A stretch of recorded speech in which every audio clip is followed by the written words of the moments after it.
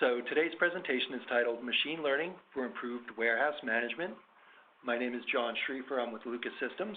And joining me to do the presentation itself is Krishna Venkatasamy. He's CTO of Lucas Systems, and Graham Yenny, a data scientist here at Lucas. Before I turn it over to Graham and to Krishna, I want to go over the agenda. So as most of you probably know, machine learning and artificial intelligence in general are two technologies that are generating a tremendous amount of buzz. But like so many other buzzwords and topics that seem to get a lot of hype, the technologies themselves and how they apply aren't really well understood by non-technical operations people who have the most benefit from these technologies. So the purpose of this presentation is first to demystify machine learning, and secondly, to explain how this technology can be used to deliver practical benefits and advantages in warehouses and distribution centers. So with that, I'm going to turn it over to Krishna to first give us an overview of what is machine learning. Thank you, John. So we'll start with what is machine learning. So I'll go over some of the basics. So machine learning is a technique that's a subset of artificial intelligence. Artificial intelligence is a branch of computer science or computer engineering by itself. So it's an application of mathematics in computer engineering. That's what artificial intelligence and machine learning are. So what we're doing, or what those techniques are, is they are used to learn about a pattern, if you will, using large sets of data and create models, right? The models for some of the use cases that we'll be talking about today. The machine learning techniques use algorithms to look at this data and generate models or patterns out of them. These patterns, or models, as you feed a large set of data and continually feed more data, they have the ability to learn and adapt to patterns within the data set that we feed it. And we'll share some of what those examples look like and talk about use cases today as well. The models and predictions, as they learn, they improve without any human intervention. That's critical to machine learning, is the ability for the model to learn by itself based on the data we feed the algorithms and adapt to the changing circumstances based on that data that we're feeding it. So in warehouse management, what we're doing here is to take those techniques, the machine learning techniques, use some of the data that we're collecting through our product and other technologies that's in the warehouse, and coming up with application of the models for various use cases. And Graham, my colleague here, will talk about two use cases that we're actively working and releasing to the market, one being workforce planning, the second one being dynamic slotting. So where have you seen machine learning? So machine learning is everywhere. In any modern application device, you run into it every day, but you don't realize that it's actually machine learning that's the underpinning for what you see there. Example is vision recognition.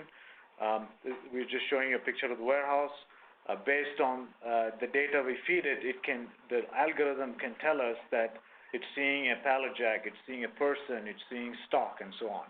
A very practical and good example of vision recognition is iPhones or Apple computers, where it can do facial recognition based on a person's face, and it can recognize who you are irrespective of what angle and what the picture looks like. Speech recognition, similarly, you're experiencing speech everywhere today. A good example is Alexa, Siri.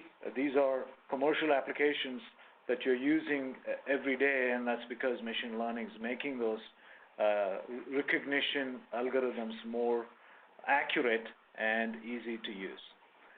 Similarly, autocorrection, whether you're using an Android phone, iPhone, you've seen that the autocorrection of text messages, or even Gmail now uses them to recommend words and phrases and sentences. So machine learning is infiltrating all parts of our life, and we are now taking it into the warehouse and supply chain applications. So why is it that machine learning is popular now? Artificial intelligence as a branch of computer science has existed for decades. And some of the modern machine learning techniques were popularized over the last 7 years because of some of the things that I've highlighted here. Number one, there's increased data that's available to feed to algorithms. In general, in the consumer world, 90% of the data that's collected were generated over the last 2 years, and that's petabytes of data that's been collected over the last 2 years. Similarly, in warehousing applications, we have been generating a lot of data, but we have not been effectively using it, and that's why the ability to harness that data and use it has allowed us to apply these techniques. Now, when I say use it, the fourth point there, lower fixed cost, is also part of it. The ability for us to use the data is because of the proliferation of cloud computing and the reduction in cost to store the data more broadly has helped the ability to apply machine learning. Now, having the data, having the algorithm is great, but to be able to crunch that and apply the mathematics behind those algorithms has to be quick. And that's where the advent of specifically graphical processing units over the last few years and the improvements in graphical processing units have helped application of machine learning techniques on large data sets for doing short bursts of recommendations and techniques to apply to applications, right? And the algorithms themselves have been popularized, and a lot of the commercial applications have open sourced or provided the techniques, algorithms as libraries to the open source community that we're able to leverage but also build on top of. So those have all popularized the applications, and some of the applications we're going to be talking today. My colleague Graham will talk about those two specific use cases in workforce planning and dynamic slotting. And we're able to take those, apply those techniques, apply it to the use cases, and do what's called prescriptive analytics that you see on the right side. With that, I'll turn it over to Graham to walk you through the rest of this presentation. Thanks, Krishna. So we already kind of went over a high-level review of where machine learning is and why it's so exciting right now. So why the buzz? To take a little deeper dive, almost all businesses track productivity and operational data, especially true in warehousing. So if we can access this data in real time or near real time and historize those time series over many months or years, what can we learn from the data? If I know the state of everything at all times in the warehouse, how can I reason on top of that? So this is not new necessarily. If you think about all of the sensors out there in the world collecting weather data and weather forecasting, those models get better and better with time and with more data. Neural networks were invented sometime in the 50s, but exactly as Krishna stated, right now it's more and more reasonable to expect these technologies to perform given the state of technology. We have the cloud that's making traditionally expensive models like deep neural networks more accessible to everybody right now. And some of these techniques in machine learning really do allow machine to reason, loosely defined, on highly dimensional data better and faster than humans can. But the learning comes easy, but the task of having the right data in the right place at the right time is actually a bit more tricky.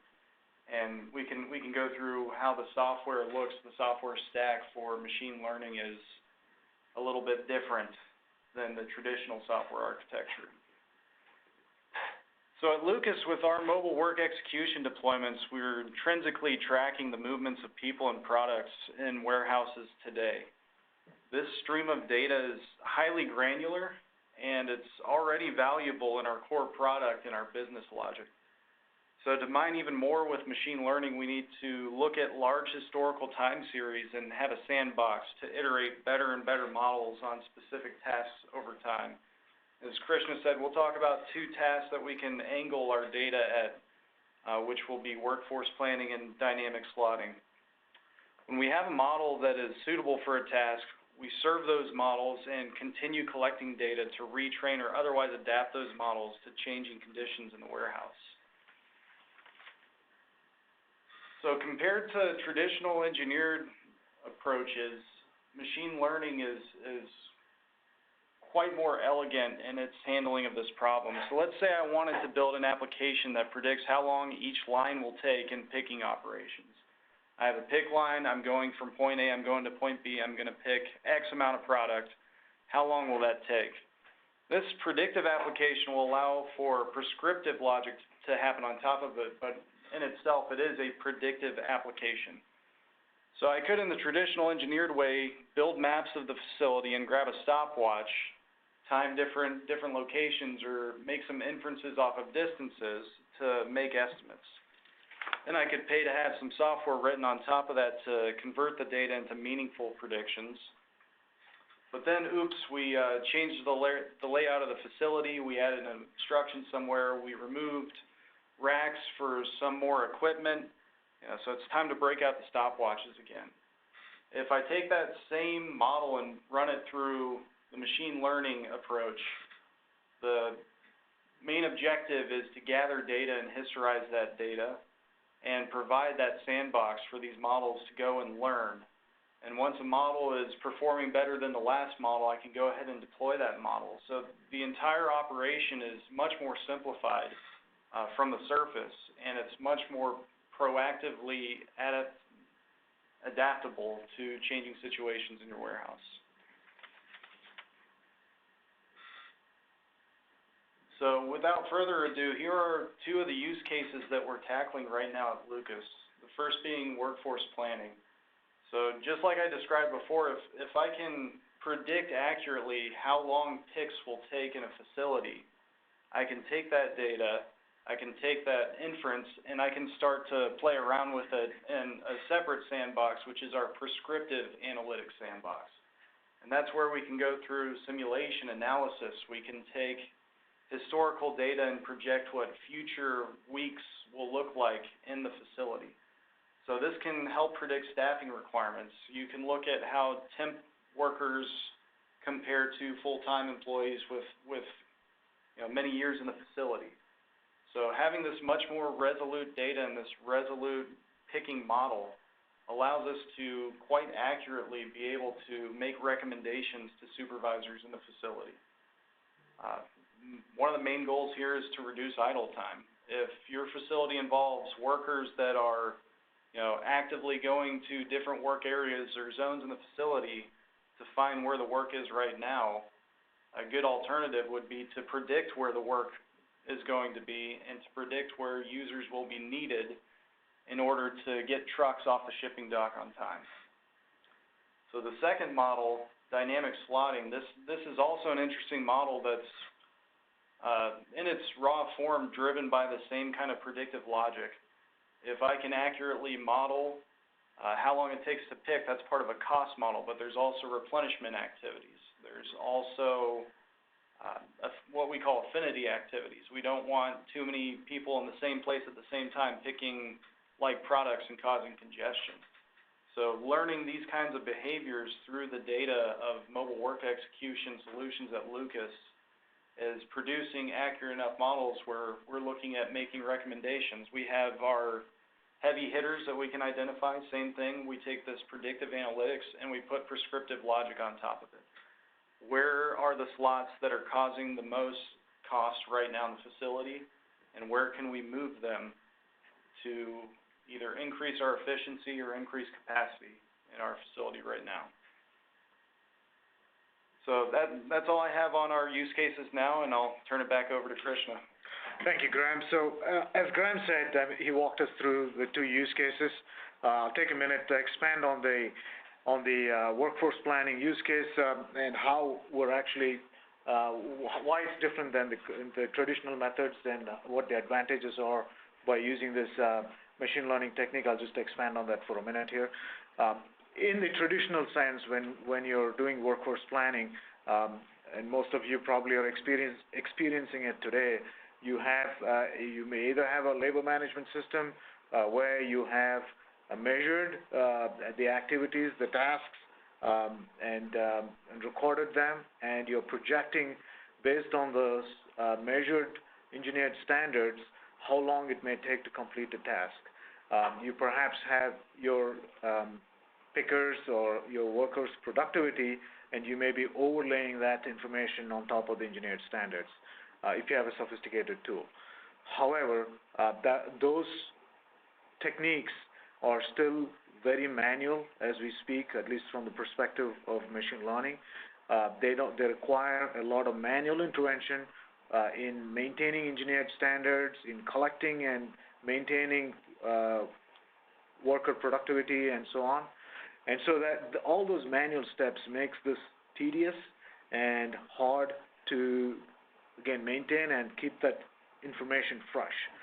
Whereas with machine learning, as we feed the data, as we feed information about how a person picked, how a person worked on a given day, which is what we feed to the models, and the models learn and adapt, it's able to do the projections without you as operators needing, or IT folks needing to capture and catalog information, use it, and take action on it. All that can go away, and all we need is a set of historical data at a very low granularity, which typically comes from a system like our Lucas Move. We're able to use these techniques, apply them, create models, and apply it to workforce planning. May it be a plan for the entire day, or for within a shift for planning to move or keep people in the different zones of the warehouse or work areas within the warehouse. So we believe it's a much lower cost solution, and a solution that requires minimal maintenance from your operations and IT teams, and a technique that's more reliable than what you have today. With that, I'll turn it back to John, and thanks for taking the time and participating in this discussion today. Thanks, Krishna. So like I said, excuse me, before we turn to the questions, just a quick reminder, you can submit your questions in the Q&A box on your WebEx panel. I also want to just mention to anyone who's attending ProMat this year in April, Graham and Krishna are going to be doing a somewhat longer version of this presentation where you can, if you have other questions, want to learn more, bring some colleagues, and you're going to be in Chicago for ProMat, think about attending that session. So we do have a couple of questions that came in during the presentation, so let's get right to those. Okay, I think maybe this is for Krishna. You talked about needing a lot of data. Can you talk a little bit more about what kind of data is needed and where the data comes from? So for the use cases specifically that we talked about today, the data that's required is granular data. When I say granular, it is data that's got timestamps on and information about which picker picked which product, at which location, at what time, and what did they do next, and the timestamps for what they did at a very granular level. That's what's required for us to learn, apply these machine learning techniques, and learn from the data to come up with a model for workforce planning, for instance. So that data is typically produced by, like I mentioned earlier, a system like Lucas Move, because we have historically been producing that data for the past 20 years. It's just that we haven't been leveraging it to do predictive analytics and recommendation engines like what we're doing today with machine learning techniques. So that's, and there are other systems, whether it's an RF application or some other technology that may be producing similar data, and if that data is available to us, at the granularity that we require for these models to accurately project these models, then we can leverage that data. All right. Next question. How much data is needed? So I guess, Graham, maybe you can talk a little bit about that question of the volume of data and why lots of data is important. Yeah, that's a great follow-up question. So it really depends on the facility. What we're trying to do is have a machine generalize its knowledge of how the facility is laid out and how people operate in that facility to data that it perhaps has never seen before, right? If a user has gone from point A to point B and point B to point C and point B to point D, can it infer how long it takes to get from A to D or A to C? So in some cases, in smaller facilities with high volume, I've seen, 1 to 2 weeks of data produce very good results.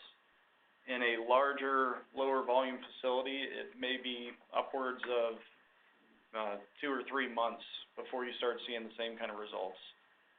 So the volume, just being able to see enough data for the machine to be able to learn accurately. That being said, there's no exact number for that. It's kind of a sliding scale. So anywhere in the middle, it all depends on the performance of the model, because that's really what we care about at the end of the day. Okay. All right. So this next question, what kind of improvements have you seen? So I think this is probably asking about like specific examples of improved planning using machine learning. If you have specific examples of test cases. Yeah. That's actually it's kind of a complex question. I'll try to simplify the answer. So, for instance, with pick line prediction, the baseline model that I have is what many other facilities use or other applications use, which is to look at historical data and guess the average. What's the average time between pick lines? And over many predictions, that turns out to be pretty low in bias. If I guess the average 1 million times, the total error is going to be pretty close to 0. So what we've done with our models is we've improved precision. So the average may be off by 30 seconds plus or minus on every pick line, and we're getting up to 60% improvement on that number. So by being off single-digit seconds or around 10 seconds of variance in our picks, we're able to more accurately forecast. This is, the equivalent of, it's going to rain tomorrow 50% plus or minus 50%. That's not a very good forecast for me. But if you told me that it's going to rain 90% tomorrow with plus or minus 2%, I know to bring my umbrella. So by having that increased precision, we're able to build the business logic on top of it that you can trust the recommendations that are coming out are going to be a good short and long-term decision for the facility. Okay, great. Do you have anything to add, Krishna? No, I think that's good. The only thing that we didn't explicitly mention, a lot of machine learning is techniques and algorithms that run in the background. Graham used the keyword recommendations.